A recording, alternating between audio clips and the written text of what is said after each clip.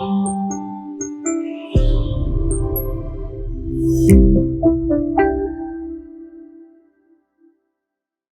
చాలా నిజాయితీ గల సినిమా. రైతుల ఆక్రోశాన్ని, వాళ్ళకు జరిగిన అన్యాయాన్ని చూపిస్తున్నారు. ఇలాంటి సినిమాలో ఐటెమ్ సాంగ్ అనేది అవసరమా?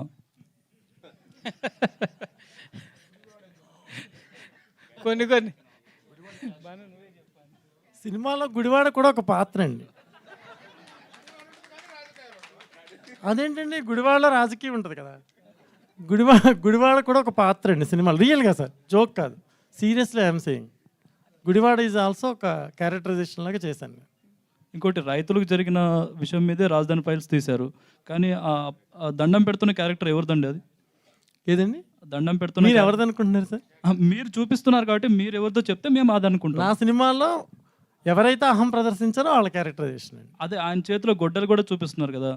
అవునండి, గొడ్డలు చాలా మంది పట్టుకుంటారు. చెట్టు కొట్టేవాడు పట్టుకుంటాడు, మనిషి నరికేవాడు పట్టుకుంటాడు. అంటే నా దాంట్లో చెట్టును కొట్టేవాడు పట్టుకున్నాడు అనుకోవాలి మీరు. ఏపీలో ఒక ఇన్సిడెంట్ ఉంది కదా, దానికి సంబంధించిన అదే లేదు సార్, అలాంటి ఇన్సిడెంట్స్ ఉండవు సార్. ఓన్లీ ఫార్మర్స్, రైతుల జీవితం, రాజధాని పర్పస్, ఇంతే తప్పితే వ్యక్తిగతంగా ఒకళ్ళ జీవితంలోకి వేలు పెట్టి నేను ఏ ఇన్సిడెంట్ చేయలేదు సార్.